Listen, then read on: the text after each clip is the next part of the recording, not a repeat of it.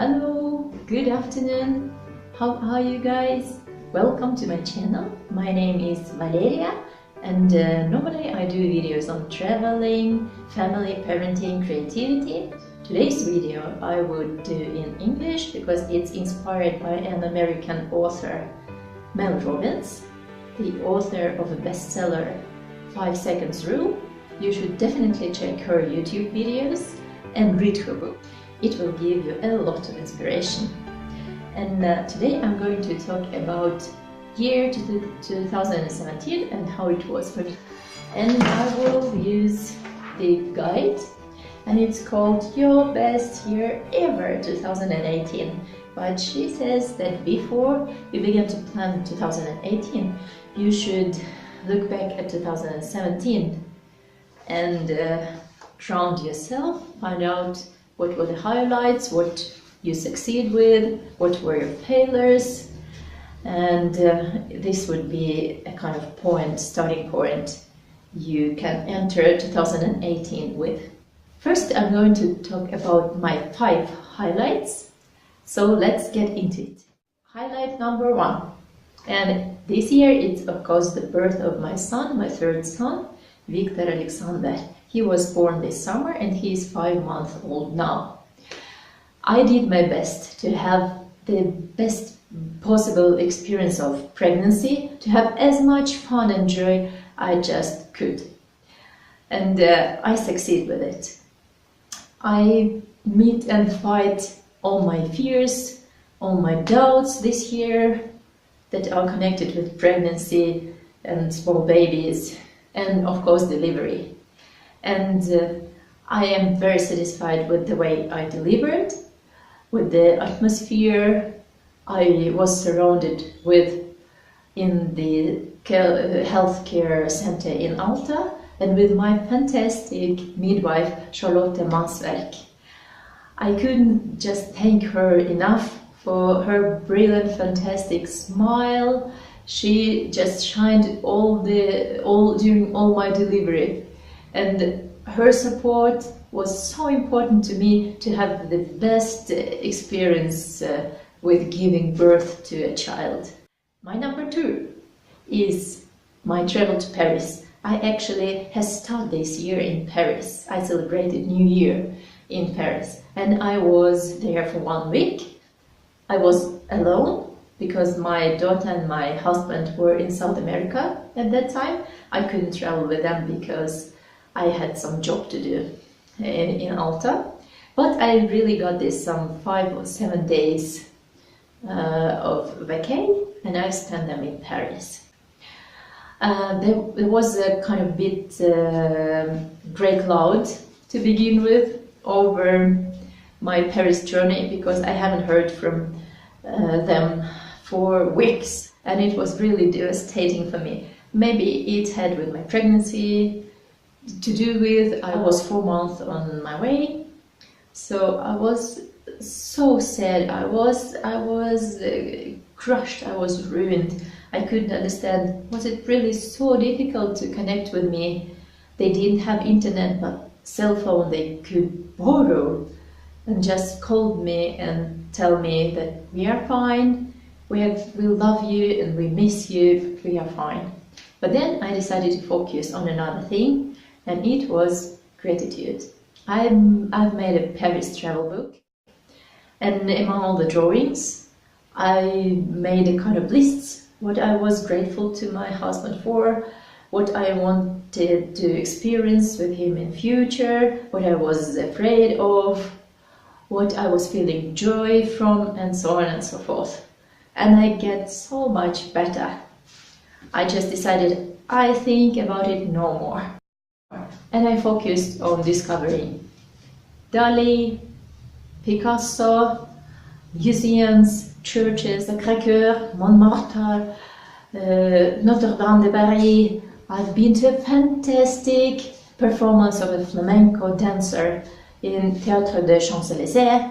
I got so much inspiration, and I love these memories because during all these hectic days with my kids and family, sometimes I can just go back in my mind, in my imagination, to Paris and just relax a little bit and get a little bit of comfort from this journey.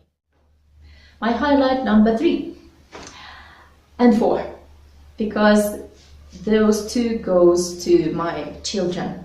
First, I want to talk about my eldest son, my dear Dennis, who has done fantastic progress in singing this year. And I'm so proud of you, my boy. I'm so proud of you, Dennis. I do cry on your rehearsals and when you perform, because your voice and your repertoire just meets me right in my heart. And I love to see how you develop your voice and your art of singing. It gives me so much joy. Thank you so much for that.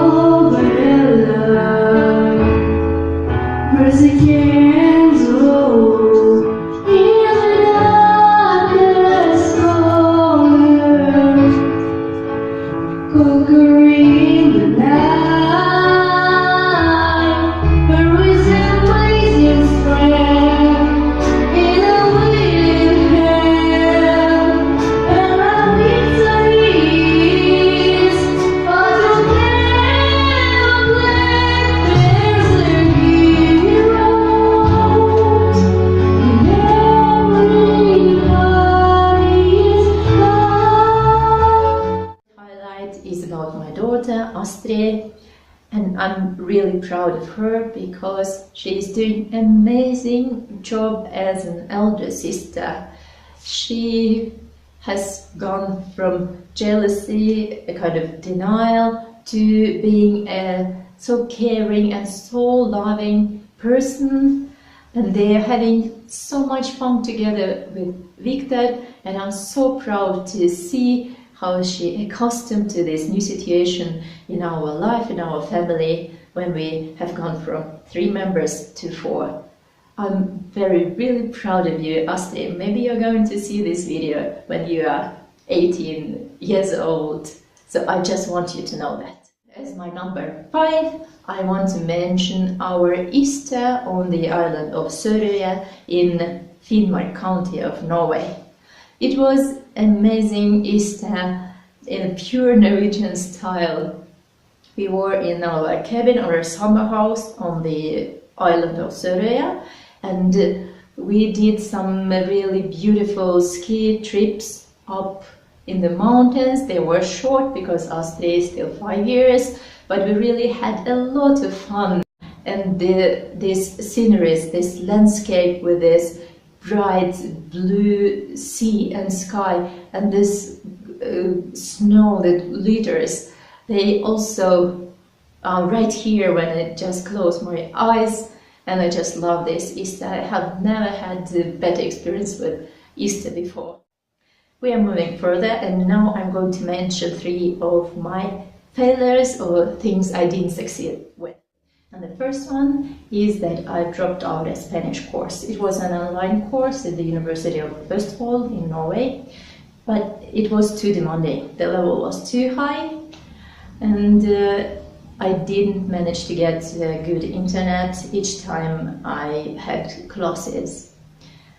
Another thing was that I thought that if I would try to manage to go through this course, it would be too much stress to me, and it means too much stress to my family and my kids.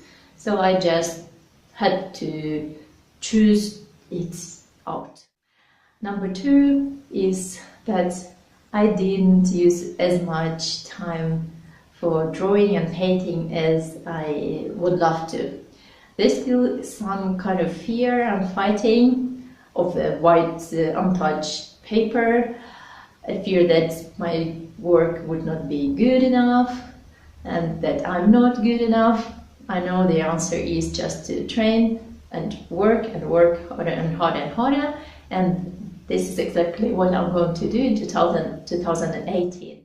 And the third issue I'm not satisfied with this year is that I'm still fighting hard as a parent when it goes to be more in control of my negative emotions, or when I'm stressed I could easily get irritated and say something I shouldn't say as a mother to my kids. And I'm really fighting hard to I'm looking for solutions and techniques to get more in control of my emotions, and this would be definitely a goal for 2018, to become an even better parent. And for all years that we have to come, this is an everlasting goal for every parent, I think.